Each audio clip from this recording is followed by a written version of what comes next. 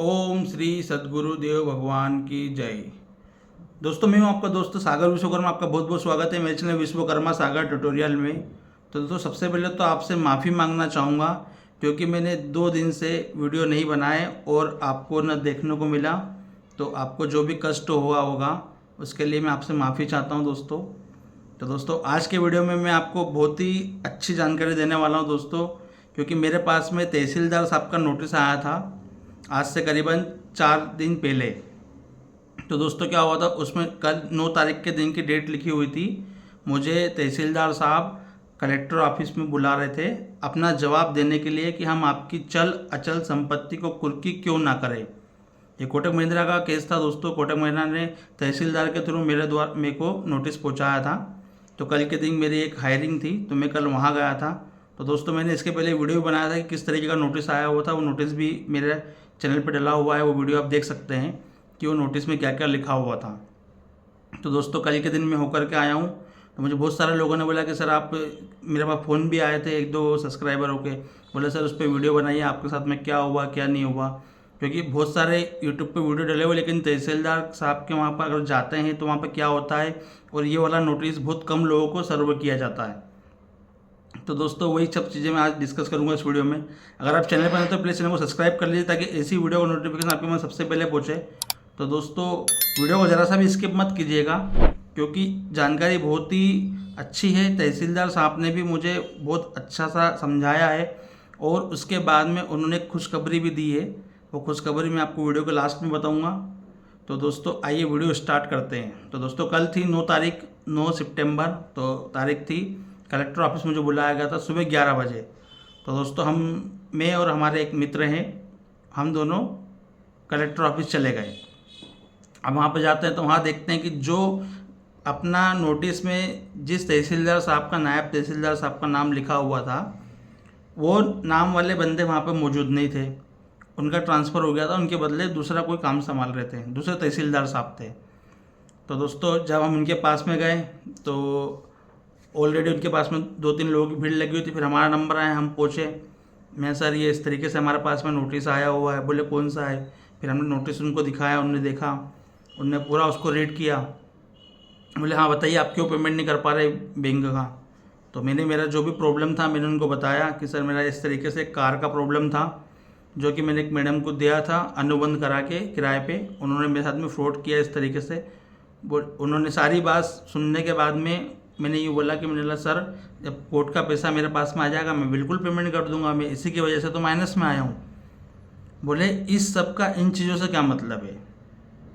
तो बात तो वो भी सही बोल रहे थे, ऐसी कोई बात नहीं है कि वो अपना एक मैटर अलग है। हाँ, हालांकि ये है कि अगर क्रेडिट कार्ड से पैसा लिया है वो उसी में लगाया है, वो तो मैटर अलग नहीं होगा, वो भी उसी से कंबाइंड रहेगा क्योंकि हमारा पैसा भी आगे रुका हुआ है, इसलिए हम पेमेंट नहीं कर पा रहे हैं। तो दोस्तों, क्या वो अलग नहीं होगा। पेमेंट आपने हमको दिया, हमको ज़रूरत लगी, हमने यूज़ कर लिया, लेकिन हम फंस चुके हैं। तो तहसीलदार साहब को मैं वही चीज़ समझा रहा था। बोले नहीं, आपको पेमेंट तो करना पड़ेगा, नहीं तो हम आपकी ये जो चल अचल संपत्ति है इसको कुर्की करवा सकते हैं। उस तरीके से मुझे वो समझा रहे थे। मैंने ठीक है सर, मैंने देखिए, मैंने बोला जैसा भी हो पाए। तो बोले कि आप कोशिश करिए। तो दोस्तों, क्या हुआ फिर उसके बाद में उन्होंने मुझे, जो वहाँ पे जो कोटक महिंद्रा वाले बंदे का था, बोले इनको उससे मिला दीजिए। तो अब बोले आप जाइए, बोले इनसे मिल लीजिए, इनका नंबर प्रोवाइड करवा देंगे। यानी तहसीलदार साहब ने अब बैंक वाले के ऊपर हमको भेज दिया, बैंक वाले से बात करने के लिए भेज दिया। अब हम गए वहाँ पे, बाहर जाके बैठ गए। उसके बाद में फिर जब वो बंदे से करीबन आधे घंटे बाद मैं थोड़ा पूछने गया, मैं सर वो नंबर दे दीजिए आप। बोले किसका नंबर। मैंने बोला सर जो बैंक वाले आने वाले। बोले वो बाहर बैठते हैं, वहीं पर ही आएंगे। यानी मुझे नंबर भी नहीं दिया गया उनकी तरफ से। फिर हम आधे घंटे और बैठे। फिर दोबारा मैं क्या, मैं सर आज आएंगे कि नहीं आएंगे आप ये बता दीजिए मुझे। बोले एक काम कीजिए, आप अंदर एक बंदा बैठा है, उसके पास में नंबर है, वो आपको दे देगा। बता तो वो पहले भी सकते थे लेकिन नहीं। ठीक है, सरकारी काम रहता है, बर्डन रहता है उनके ऊपर, उसमें कोई दिक्कत नहीं है। बहुत सारे काम रहते हैं तो इंसान क्या है उस तरीके से जवाब नहीं दे पाता, उसमें कोई इशू नहीं है। तो फिर उसके बाद मैं जब अंदर गया, मैं बंदे से नंबर लिया, जब मैंने उनको फ़ोन लगाया कि सर सागर विश्वकर्मा बात कर रहा हूँ, तहसीलदार साहब के ऑफिस में आया था मल्लारगंज तहसील से। तो बोले हाँ बताइए। मैंने सर आपके द्वारा नोटिस हमको मिला था। तो बोले ठीक है, मुझे आप व्हाट्सअप कीजिए। तो मैंने वही नोटिस का फ़ोटो खींच के उनको व्हाट्सअप कर दिया। व्हाट्सएप करने के बाद फिर मैंने दोबारा उनको फ़ोन लगाया तो मुझसे बोलते हाँ ठीक है, बोले आप पेमेंट कर दीजिए पूरा। यानी कोई सेटलमेंट वाली बात नहीं करी गई। आप वो मुझे बोल रहे कि आप पूरा पेमेंट कर दीजिए। तो मैंने बोला सर पूरा पेमेंट कर दीजिए, पेमेंट होगा तो बिल्कुल करेंगे ना, मना क्या कर रहे हैं करने के लिए। तो बोले करिए आप। तो मैंने बोला सर आपने तहसीलदार का साहब का नोटिस पहुँचाया है यहाँ पर कारण बताओ के लिए, तो हमने कारण बताने में आ गया कि हम क्यों नहीं पेमेंट कर पा रहे हैं, आप हमारी क्यों अचल संपत्ति को रुकी ना करें। बोले नहीं नहीं उससे कुछ नहीं होगा, बोले आपको पेमेंट तो करना पड़ेगा, आप बैंक में जाके पेमेंट कर दीजिए। तो मैंने सर देखो आप तो ये तो रिकवरी वाली बातें कर रहे हो ना, इंसान कुछ सेटलमेंट वाली बात कर रहा है कि ना कुछ भी नहीं। फिर मैंने बोला ठीक है, मैंने सर कोई दिक्कत नहीं है, मेरा पेमेंट आएगा मैं कर दूंगा। बोले हाँ ठीक है आपके साथ समझ लेना। यानी कि जब हम तहसीलदार साहब के पास में गए तो उनको भी हमारे बारे में कुछ मालूम नहीं था।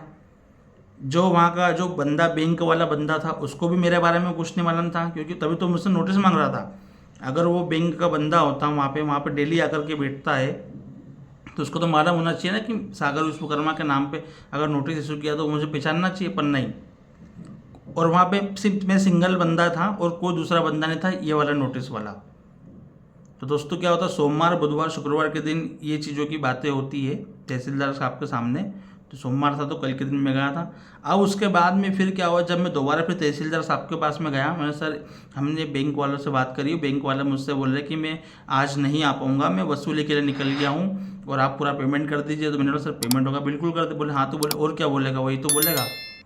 यानी तहसीलदार साहब भी उन्हीं की तरफ बोल रहे थे, लेकिन बाद में उन्होंने बहुत अच्छी जानकारी मुझे दी। बोले देखो आप जेब में रख कर तो पैसा लाए नहीं होंगे, आप इसको कोशिश कीजिए जल्दी से जल्द भरने की, हम आपको समय दे देते हैं। मैं ठीक है सर बिल्कुल कोशिश करेंगे। तो ये सब सारी चीज़ें वहाँ पर हुई है। उसके बाद में क्या है कि अब जो लिखित में मेरे पास में नोटिस आया था, आप भी हमको लिखित में आपका कथन दे दीजिए कि आप क्यों नहीं पेमेंट कर पा रहे। तो वो कल के दिन में लिखित में जाकर के दोबारा तहसीलदार साहब के पास में उनको दे दूंगा, 2 कॉपी लेके जाऊंगा, एक में रिसीविंग करके लेकर के आ जाऊंगा और एक में उनको दे करके आ जाऊंगा। तो दोस्तों समय मुझे तहसीलदार साहब के द्वारा मिल चुका है, उन्होंने समय दे दिया। बोले आप कोशिश कीजिए जल्द से जल्द भरने की, आपको पेमेंट तो भरना पड़ेगा, नहीं तो फिर आगे की प्रक्रिया ये लोग कर सकते हैं। तो दोस्तों ये कोई डरने वाली बात नहीं है ना, मैं डराने के लिए आपको ये सब बता रहा हूँ। आपको पैसा तो बिल्कुल देना ही पड़ेगा इसमें, लेकिन क्या होता है कि जब पेमेंट आएगा तभी इंसान कर पाएगा। कहीं से आप दूसरी जगह से फिर कर्जा करेंगे फिर देंगे तो उससे कोई मतलब नहीं है। तो ये तो देखो बैंकों का क्या रहता है, एक तरीके से ये रहता है कि तहसीलदार साहब को इन्वॉल्व इसलिए करा हुआ है ताकि ये लोग आपको डराएंगे। बैंकों का तो मैं जिस तरीके से वो बैंकर मुझसे बात कर रहा था तो वो इस तरीके से बात नहीं कर रहा था कि उसको कुछ पैसा चाहिए। वो तो बोल रहा था, बोले आपने बैंक का पैसा लिया आपको पूरा पेमेंट दीजिए। उसकी जो लैंग्वेज थी वो पूरी वही जो अपने पास में कॉलिंग आती है ना रिकवरी वालों को, उसी तरीके से लैंग्वेज से बात कर रहा था। तो दोस्तों सारी चीज़ें में यही होता है। तहसीलदार साहब भी बैंक की तरफ से ही बात कर रहे थे, हमारी तरफ से उन्होंने कथन पूछने के लिए भले ही बुलाया उन्होंने हमको कि आप आपका बताइए कारण बताइए। तो कारण तो हमने बताया, तो उस पर तो उन्होंने कुछ भी विचार विमर्श कुछ भी नहीं किया, वो सिर्फ बैंक की तरफ से बात कर रहे थे। तो दोस्तों वीडियो कैसा लगा, वीडियो पसंद आता है प्लीज़ चैनल को लाइक कमेंट से जरूर कीजिए। मेरे द्वारा दी गई जानकारी आपको पसंद आती है प्लीज़ चैनल को सब्सक्राइब कर ले। दोस्तों पैसा दो प्लेन का पैसा दे दो, ये तो स्वस्थ रहो मस्त रहो, रिकवरी वालों के लिए सख्त रहो। जय हिंद जय भारत। ओम श्री सद्गुरुदेव भगवान की जय।